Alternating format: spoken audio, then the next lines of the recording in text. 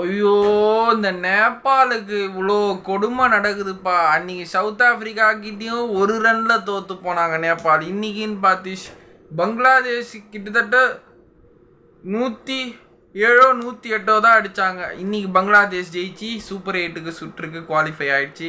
இப்போ 4 டீம் தெரிஞ்சிச்சு. குரூப் ஏல India, Australia, Afghanistan, Bangladesh. Group பியில் West Indies, South Africa, USA, England.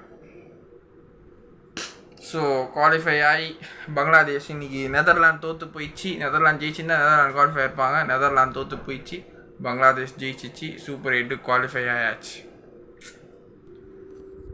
New Zealand இந்த சூப்பர் 8 விட்டு இல்லாத டீம், பவர்ஃபுல்லான டீம்னா நியூசிலாந்து, பாகிஸ்தான், ஸ்ரீலங்கா. இவனுக்கு 3 பேர் இல்லை சூப்பர் 8. நியூசிலாண்டும் போயிட்டானுங்க. இனி நியூசிலாண்டு ஜெயிச்சும் பிரச்சனை இல்லை. ஆனால் இனி நியூசிலாந்து தோற்று பப்புவா நியூ கைனியா ஜெயிச்சாருங்கன்னா வேறு லெவலில் இருக்கும் எப்பா மா. ஆனால் நியூசிலாந்து இன்னைக்கு ஜெயித்தாலும் பிரயோஜனம் இல்லை, தோத்தா செம கேவலம். அந்த மேட்ச் பற்றி பேச மாட்டேன் நான், வேஸ்ட். ஆனால் பப்புவா நியூ கைனியா ஜெயிச்சா பேசுவேன்.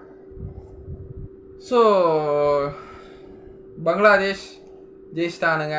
நேபாளை டிஃபெண்ட் பண்ணி அடிச்சிட்டானுங்க. அவனுக்கு தப்பு பண்ணிட்டானுங்க. நேபாள் எல்லா தூக்கி அடிக்கிறானுங்க. கொஞ்சமாக தொக்கு வச்சு அடிக்கணும்னு பார்த்தல, எல்லா பாலும் தூக்கி அடிச்சு புட்டுன்னு போயிட்டானுங்க நேபாள் பாய்ஸ்.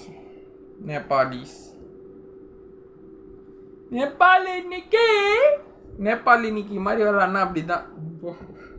எஸ்எம்எஸ் காமெடியில் அது குரு அப்பனு தானே, குரு அப்பனு தானே, குரு அப்பனு தானடா நேபாள் இன்னைக்கு குரு அப்பன்னு எனக்கு தெரியும்டா.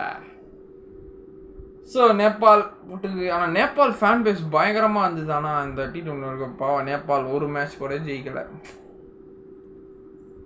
சவுத் ஆப்பிரிக்கா கிட்ட ஜெயிக்க வேண்டியது விட்டுக்குனாங்க.